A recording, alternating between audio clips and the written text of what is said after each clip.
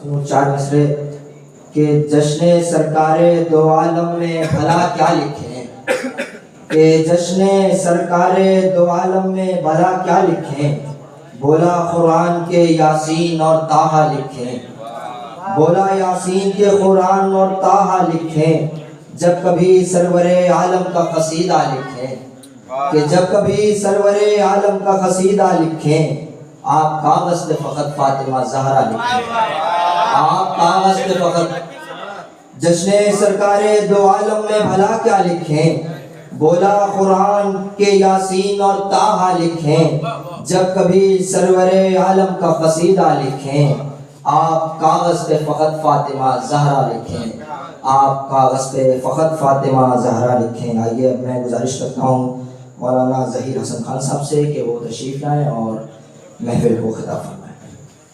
درود پڑھ دیں محمد و آل محمد۔ اللہم صلی علی محمد و آل محمد عجل۔ السلام علیکم ورحمۃ اللہ۔ اعوذ باللہ من الشیطان الرجیم، بسم اللہ الرحمن الرحیم۔ الحمد للہ رب العالمین، والصلاة والسلام علی اشرف الانبیاء والمرسلین وآلہ الطیبین الطاہرین المعصومین المظلومین، ولعنۃ اللہ علی اعدائہم اجمعین، اما بعد، فقد قال اللہ تبارک و تعالی فی کتاب المبین، بسم اللہ الرحمن الرحیم، انک لعلی خلق عظیم، صلوات محمد و آل محمد۔ آپ تمام حضرات کی خدمت میں اس عظیم سعادت و اس عظیم محفل جو کہ منعقد کی گئی ہے ولادت حضرت ختم المرتبہ محمد مصطفیٰ صلی اللہ علیہ وسلم، ان صادقین کی ولادت کی مبارکباد پیش کرتا ہوں آپ کی خدمت میں، اور خصوصاً اپنے امام زمانہ کی خدمت میں، اپنی طرف سے اور تمام حضرات کی طرف سے صلوات علیہ۔ عزیزو، ایک آیت آپ حضرات کی خدمت میں میں نے بیان کی ہے، جس میں خداوند عالم ارشاد فرما رہا ہے کہ انکا لعلی خلق عظیم، بے شک آپ عظیم اخلاق پر فائز ہیں، اور خود حضور ختم المرتبہ نے ارشاد فرمایا کہ بعثت لأتم مکارم الاخلاق، اخلاق کے مکارم کو بلندی تک پہنچانے کے لیے مجھے بھیجا گیا ہے۔ عزیز، یہ دونوں جملے جو ایک آیت ہے اور ایک خود حدیث ہے، یہ بہرحال اخلاق سے ہی متعلق ہے۔ اور عزیزوں دیکھیے، اخلاق کیا چیز ہوتی ہے، بہرحال زیادہ وضاحت مجھے نہیں کرنا ہے، کیونکہ ابھی آپ حضرات مولانا مشاہد عالم صاحب کی تقریر سن رہے تھے، اس کے بعد منظوم نذرانہ عقیدت بھی آپ نے سنا۔ بہرحال محفل کا مطلب یہ ہوتا ہے کہ اس میں نظم زیادہ پڑھی جائے، لیکن بہرحال ایک درمیان میں ایک فاصلے کے طور پر کہہ دیا جائے، یا درمیان میں ایک الگ طریقے سے کچھ گفتگو کر دی جائے تقریر کی شکل میں، نثر کی شکل میں، لہٰذا ہم جیسے لوگ آ جاتے ہیں، ورنہ محفل تو نظم ہی ہوتی ہے۔ صلوات محمد والے۔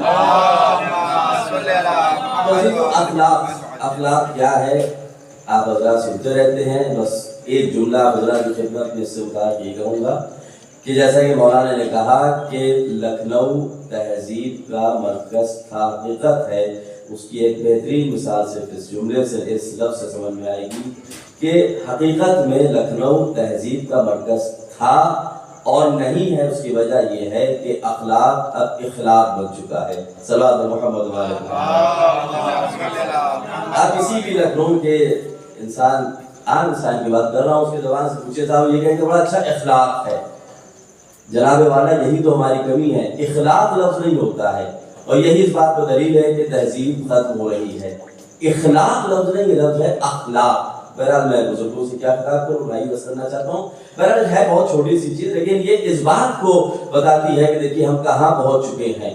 جب ہم قاعدے سے اخلاق کو تلفظ نہیں کر سکتے ہیں تو اور باقی الفاظ کو میں کیا کہوں، بہرحال بہت سی چیزیں ہیں۔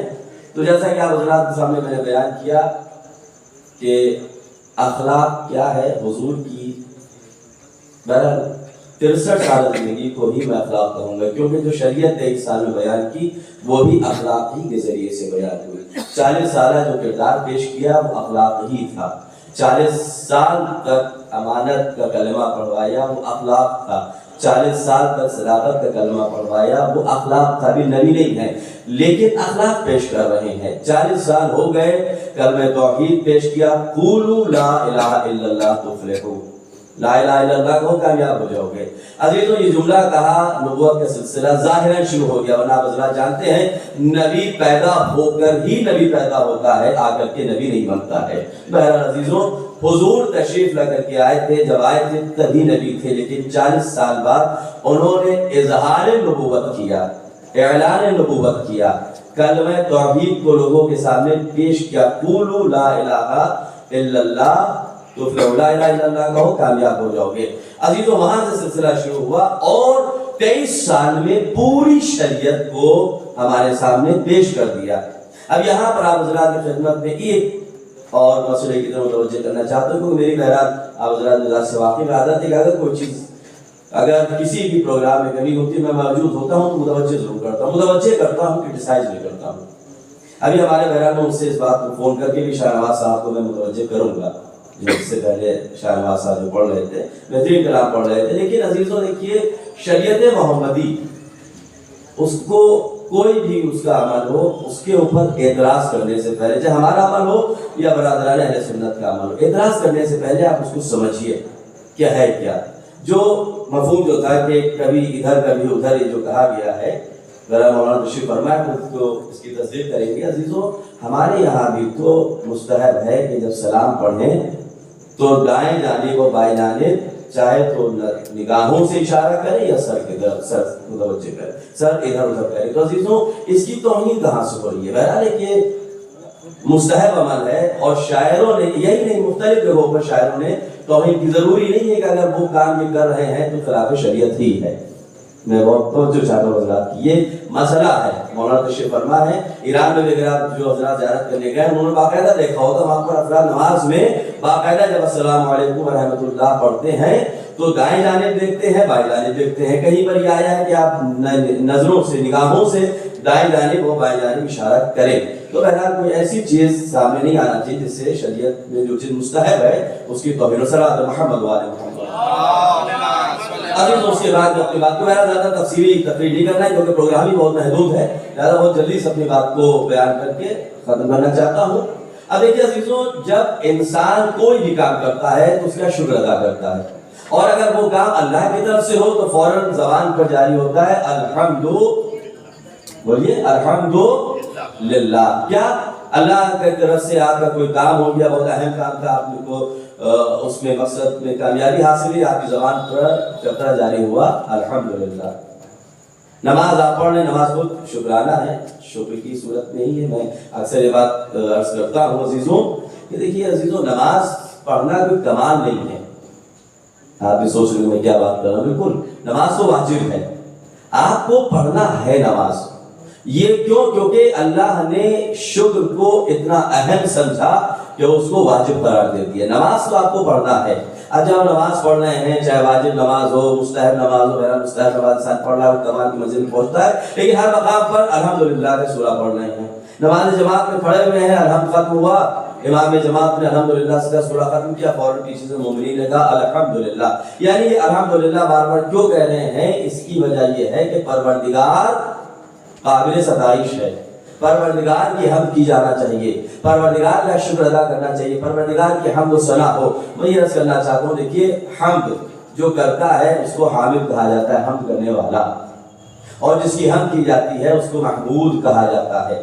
عزیزوں تمام انسان جب بھی کوئی نعمت پاتے ہیں، جب بھی کوئی کامیابی پاتے ہیں، زبان پر فوراً لفظ آتا ہے الحمدللہ، یعنی پوری دنیا ایک ہو کر کے جب بھی خوش ہوتی ہے یا کوئی کامیابی ملتی ہے، کوئی نعمت ملتی ہے، کوئی فائدہ ملتا ہے، فوراً زبان پر لفظ آتا ہے، جملہ آتا ہے الحمدللہ، تمام تعریفیں اس خدا کے لیے۔ یعنی عزیزوں اب آپ دیکھیے مسئلہ کیا ہے، مرحلہ کیا ہے، پوری دنیا کے مسلمان ایک ہو کر کے، پوری دنیا کے مسلمان ہو کر کے پروردگار کی حمد کر رہے ہیں الحمدللہ الحمدللہ۔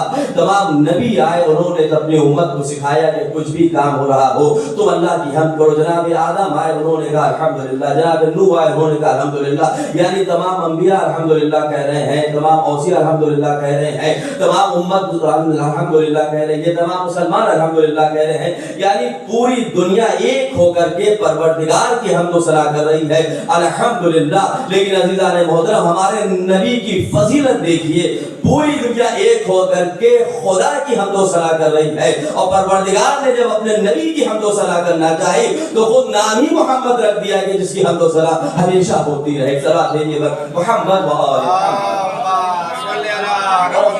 جیسا کہ آپ حضرات جانتے ہیں کہ ہمارے نبی کی پوری زندگی اخلاق کو پیش کرنے میں گزری. کوئی بھی کام ہو, کوئی بھی مرحلہ ہو, آپ حضرات کو شاید واقعہ یاد ہوگا کہ ہاتھ کچھ اسیر لائے گئے قید کر کے حضور کے سامنے تھے. اس سے پہلے لوگوں نے ان کو ستایا تھا, پریشان کیا تھا. جب وہ اسیر, وہ افراد حضور کے سامنے لے کے آئے تو اس میں سے ایک خاتون آگے بڑھی, اور بڑھنے کے بعد کہا, حضور اکرم کو مخاطب کر کے اس خاتون نے کہا, اے مسلمانوں کے نبی, ہم کوئی عام خاندان سے تعلق نہیں رکھتے ہیں. دیکھیے عزیزوں, میں یہ عرض کرنا چاہتا ہوں, پوری زندگی ہمارے اور آپ کے آخری نبی نے اس کے لیے گزاری کہ وہ اپنا اخلاق آپ کے سامنے پیش کر سکیں. تمام مسلمان اخلاق کی محمدی کے حساب سے اپنی زندگی گزارے. بہرحال عزیزوں, میں کوئی عام خاندان سے تعلق نہیں رکھتی ہوں, میں بہت شریف خاندان سے ہوں. اگر آپ میرے والد کے بارے میں نہیں جانتے تو میں بتانا چاہتی ہوں کہ میرے والد وہ تھے کہ جب کوئی ضرورت مند آتا تھا تو اس کی ضرورت کو پورا کرتے تھے, کوئی پریشان آتا تھا تو اس کی پریشانی کو دور کرتے تھے, جب کوئی محتاج آتا تھا تو اس کی محتاجی کو ختم کرتے تھے, کوئی دردمند آتا تھا تو اس کے درد کو دور کرتے تھے. یہ تعریفیں کرتے چلیے اپنے والد کی. اس کیا کہتی ہے, میں حاتم طائی کی بیٹی ہوں, اور اس سے تمام اخلاق حسنہ جو اخلاق اسلامی تھے اس کو گرایا. 1 2 3 4 حضور سن رہے ہیں. اس کے بعد حضور نے اس خاتون کے, اس حاتم طائی کی بیٹی کی گفتگو کو سن لیا, اور اس کے بعد کہا کہ تمہارے والد ایسے تھے, تمہارے والد کی یہاں یہ اخلاق پایا جاتا تھا. اس نے خاتون نے کہا بے شک, یعنی حاتم طائی کی بیٹی نے کہا جی میرے یہاں ایسا ہی اخلاق تھا میرے والد کا, یہ کام تھے. تو حضور نے تمام مسلمانوں کو مخاطب کر کے کہا کہ اگر یہ تمام چیزیں اس کے اندر پائی جاتی تھی تو یہی تو اخلاق اسلامی ہے. اگر تمام کی تمام چیزیں اس کے یہاں پائی جاتی تھی تو یہی تو اسلام کہہ رہا ہے, یہی تو دین کہہ رہا ہے, یہی مذہب کہہ رہا ہے. جب تمام چیزیں اسلام کی اس کے والد کی یہاں پائی جا رہی تھی تو اگر اس کا والد یہاں پر موجود ہوتا تو یقیناً اس کو مسلمان کر لیتا ہے. صلوات بھیجیے محمد و آل محمد, میں اس کو مسلمان کر لیتا. اب دیکھیے عزیزان محترم, کردار دیکھیے, میں نے یہی کہا. لوگ اور ہیں کہ جو کہتے ہیں کہ صاحب تلوار کے ذریعے سے اسلام پھیلا. میں کئی مرتبہ ایسا ہوا جب ایران میں کچھ ایسے افراد کے جو مذہب سے تعلق نہیں رکھتے ہیں, ان سے ملاقات ہوتی ہے تو ہر جگہ پر بے دین افراد موجود ہیں, مذہب سے دوری رکھتے ہیں. تو یہ جو بے دین افراد ہیں وہ اکثر یہ جملہ کہتے ہیں جناب خلیفہ دوم پر لعنت. میں سوچا شاید یہ شیعت کے حساب سے محبت میں کہہ رہے ہوں. میں نے پوچھا کہ اچھا وہ سکھا نہیں, آپ جو سمجھ رہے ہو نہیں ہے کہ اس لیے لعنت بھیج رہا. پھر کہا اس کے لیے کیونکہ اگر وہ حملہ ایران پر نہ کرتا تو آج ایران مسلمان نہ ہوتا. آپ سمجھیے, یعنی آج بھی کچھ افراد ہیں ایسے کہ جو تلوار کے زور پر جب اسلام پھیلایا گیا تو آج بھی اعتراض کرنے والے موجود ہیں. قربان جاؤں اپنے نبی کی ذات پر, قربان جاؤ اپنے نبی کی ذات پر کہ آج تک کوئی ایک بھی انسان پیدا نہیں ہوا کہ جس نے ہمارے نبی پر یہ اعتراض کیا ہو کہ انہوں نے تلوار کے ذریعے سے لوگوں کو اسلام قبول کرا ہے. نہیں, کہیں بھی ملتا ہے, کوئی بھی تاریخ اٹھا کر کے دیکھ لیجئے, چاہے وہ مسلمانوں کی تاریخ ہو یا غیر مسلم کی تاریخ ہو, کسی مقام پر کسی جگہ پر بھی نہ کوئی زبان سے سنا ہے نہ کسی کتاب میں پڑھا ہے کہ کسی نے لکھا ہو کہ محمد مصطفیٰ نے تلوار کے زور پر اسلام کو کو پیش کیا ہو، نہیں، جہاں بھی ملتا ہے وہ یہی نظر آتا ہے کہ محمد مصطفیٰ نے اخلاق کے اوپر اخلاق پیش کر کے، کردار پیش کر کے، اسوہ حسنہ پیش کر کے لوگوں کو یہاں پر تیار کیا کہ وہ اسلام کو قبول کرے۔ یہاں پر دیکھیے صاحب میں یہی ہوا کہ وہ حاتم طائی کی بیٹی کو جب آزاد کیا گیا، وہ اپنے گھر جاتی ہے،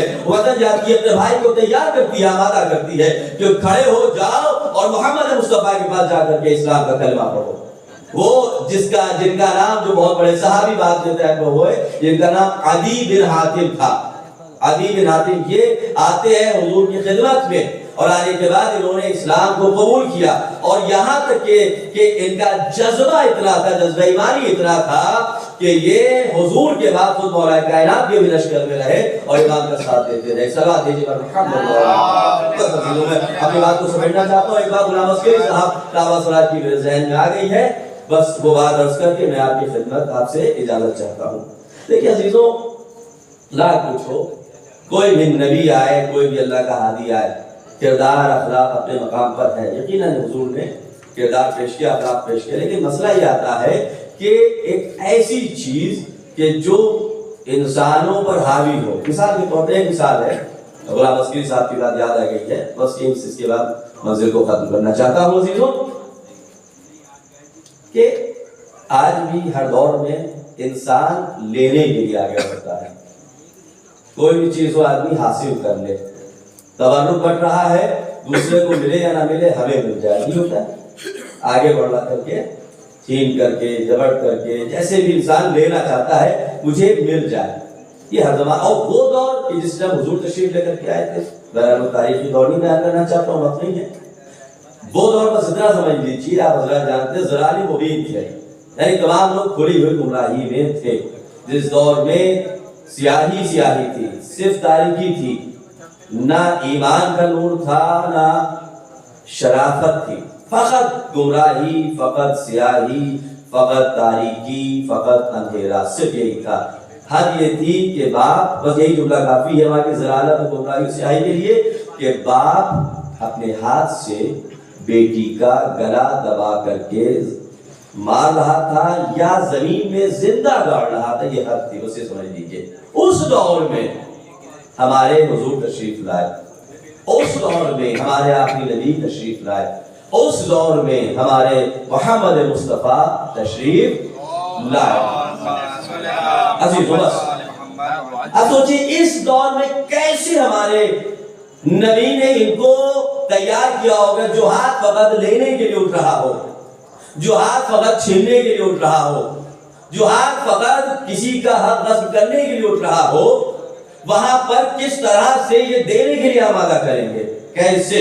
بہترین مثال غلام عسکری صاحب نے بیان کی تھی اپنے کسی مجلس میں، انہوں نے کہا تھا اس کی بہترین مثال ہے، وہ یہ ہے کہ ایک بچے کو لے لیے، بچے کے اندر جذبہ ہوتا ہے لینے کا، بچے کے اندر جذبہ ہوتا ہے۔ دیکھیں آپ کوئی بچے ہوتے ہیں 2 سال 3 سال 4 سال، وہ دینا شروع نہیں جانتے، وہ لینا جانتے ہیں، کوئی اچھی چیز دکھی وہ لے لیا، کوئی بھی خوبصورت چیز دکھی لے لیا، جو ان کو پسند آ رہی اس کو لے لیا، ٹھیک ہے۔ اب ایک بچہ ہے، اس کے ہاتھ میں ایک غبارہ ہے، وہ لے کر کے گھر پر آیا، اس کے والد نے، اس کے چچا نے، بھائی نے ایک بہترین سا وائٹ کلر کا، سفید کلر کا غبارہ دیا، وہ گھر لے کر کے آیا، گھر میں ایک اور بچہ موجود تھا، بہت توجہ چاہتے ہو محترم، گھر لے کر کے آیا وہ غبارہ سفید کلر کا، وائٹ کلر کا، گھر میں آلریڈی ایک بچہ موجود تھا۔ اب جیسے اس نے وہ غبارہ دیکھا، دیکھنے کے بعد وہ بچہ ضد کرنے لگا کہ مجھے یہ غبارہ چاہیے۔ عام طور سے گھر میں 2 بچے ہوتے ہیں تو جھگڑا کرتے ہیں کہ نہیں مجھے بھی یہی چاہیے، جو یہ کیا ہے مجھے چاہیے۔ اب مسئلہ یہ آ رہا ہے کہ وہ جو بچہ لے کر کے آیا ہے وہ دینے کو تیار نہیں ہے، اور جو گھر میں آلریڈی ایک بچہ موجود ہے جو ضد کر رہا ہے کہ نہیں مجھے یہی چاہیے، مجھے یہی چاہیے۔ گھروں میں جہاں 2 بچے ہوتے ہیں، کوئی ایک چھوٹا سا بچہ کچھ لے کر کے اب دیکھیے دوسرا بچے سے، اب وہ نہ کہے کہ نہیں چلو تم کو دلا دے، دوسرا دلا، نہیں یہی چاہیے۔ اب مسئلہ یہاں پر یہی تھا کہ بچے ایک جو غبارہ سفید لے کر کے آیا ہے اور وہاں گھر میں پہلے سے ایک بچہ موجود ہے، اب کس طرح سے اس مسئلے کو حل کیا جائے؟ وہ دینے کو تیار نہیں، اور یہ اسی غبارے کو لینے کی ضد کر رہا ہے۔ اب گھر کے لوگ پریشان ہیں، بزرگ پریشان، اس کے والد پریشان، اس کے بڑے بھائی پریشان، اس کے چچا پریشان، کر کے جو بھی بزرگ افراد پریشان ہو گیا۔ اب اس مسئلے کو حل کیسے کیا جائے بتائیے؟ اس مسئلے کو حل کیسے کیا جائے؟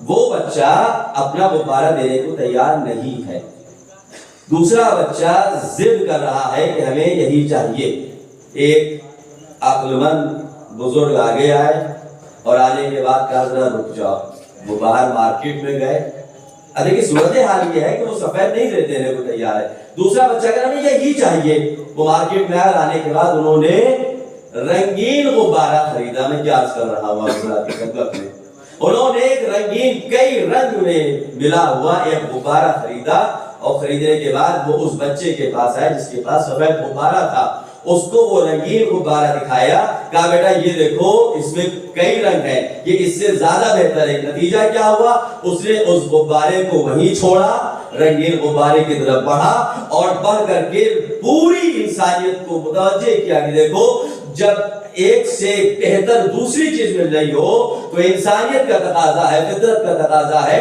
کہ بہترین چیز کی طرف انسان بڑھتا ہے اور اس سے ادنا چیز کو چھوڑ دیتا ہے۔ حضور اکرم نے یہی فرمایا کہ دیکھو آج اگر تم اس ایک پیاسے آدمی کو اپنا کوزہ دے دو گے، اپنا پانی دے دو گے، تو یاد رکھنا آج تم یہاں پر پانی لے رہے ہو، کل جب روز محشر پہنچو گے تمہیں آب کوثر سے سیراب کیا جائے گا۔ میں کیا عرض کر رہا ہوں عزیزو، آج اگر تم کسی ضرورت مند کے لیے 100 روپے کا نوٹ نکال کر کے اس کی مدد کر رہے ہو، تو کل جب تم روز محشر پہنچو گے حساب و کتاب ہوگا تو جزا میں 100 کے بدلے میں تجھے 7,000 ملیں گے، 10,000 ملیں گے۔ تو عزیزو جب یہ اصول پیش کیا مرسل اعظم نے تب لوگوں کے سمجھ میں آیا کہ کس طرح سے حضور نے ادنا سی چیز کو چھڑوانے کے لیے چھڑوایا اور ایک بہترین چیز کی طرف متوجہ کیا۔ حضور نے فرمایا یہاں مدد کرو گے تو تمہیں بہترین اجر ملے گا، یہاں کسی بزرگ کا احترام کرو گے تو تمہیں بہترین اجر ملے گا۔ یعنی عزیزوں وہ یہاں کی مثال پیش کرتے گئے اور اس سے بہترین عطا ہونے کا وعدہ کرتے چلے گئے۔ مسلمان چونکہ انسانیت کے دائرے میں تھے لہذا انسانیت کا تقاضا تھا کہ ادنا کو چھوڑتے جاؤ اور بہترین چیز کی طرف بڑھتے چلے جاؤ۔ یہ کردار تھا ہمارے رسول کا، یہ طریقہ تھا ہمارے نبی کا، یہ سیرت تھی ہمارے نبی کی جس کو پیش کیا ہے۔ آخر میں نے اپنی بات کو ختم کیا، میں آخر میں حضرات کی خدمت میں پھر سے دیکھیے دو عظیم ارادتیں ہیں، یقیناً اتفاق دیکھیے کہ دونوں کا لقب صادق ہے، دونوں کا لقب صادق۔ مرسل اعظم یہ اور بات ہے کہ مرسل اعظم کو اعلان نبوت سے پہلے لقب دیا مسلمانوں نے نہیں دیا، ایمان رکھنے والوں نے نہیں دیا، دینداروں نے نہیں دیا، مذہب کی پرستش کرنے والوں نے نہیں دیا، بلکہ مرسل اعظم کو لقب دیا انہوں نے کہ جو کفر اختیار کیے ہوئے تھے، جو شرک کر رہے تھے، جو بت پرستی کر رہے تھے، اور انہوں نے مرسل اعظم کو صادق کہہ کر کے دنیا کو بتایا۔ بہرحال اس کے پس منظر واقعہ مجھے بیان نہیں کرنا ہے، دنیا کو بتایا مرسل اعظم کے یہ لقب حاصل کرنے پر دنیا نے دیکھا کہ جب ایک بت پرست اس کو صادق کہہ سکتا ہے جو خود بتوں کی مخالفت کر رہا ہو، ایک بت پرست اس کو صادق کہہ رہا ہے کہ جو ان کے آباء و اجداد کے دین کو برا کہہ رہا۔ عزیزوں تو ایک لقب ملا تھا اعلان نبوت سے پہلے اور دوسرے کو لقب مل رہا امامت کے عہدے پر فائز ہونے کے بعد۔ وآخر دعوانا ان الحمدللہ رب العالمین، والسلام علیکم ورحمۃ اللہ۔